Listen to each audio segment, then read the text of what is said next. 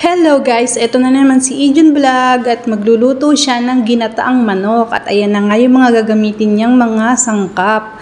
Ayan nga pala guys, meron tayong bagong itsurang talong, bilog-bilog siya guys na mayroong mga kulay violet na guhit-guhit. Ayan, 'di ba guys? Ayan, binaako lang siya guys kasi nga hinati ko yan sa gitna ng pakros.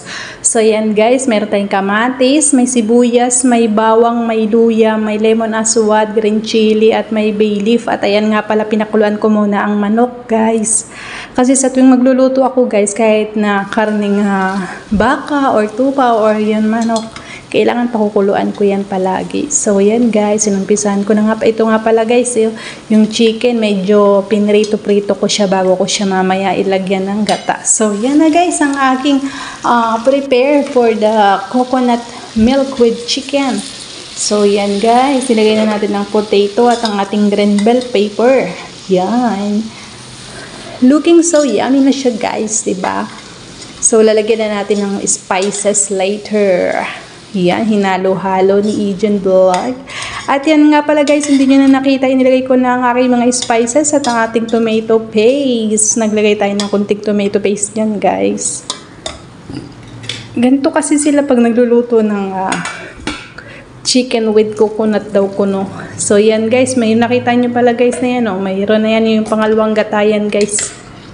Yan, at pakukuluan muna natin yan. At pag yan ay kulong-kulo na at malambot na yung patatas natin, ay siya ilalagay na natin yung kakanggata. Ay, hindi baga. So, yan guys. Kulo-kulo na siya. At nilagay na natin ng talongers para siya ay lumambot na.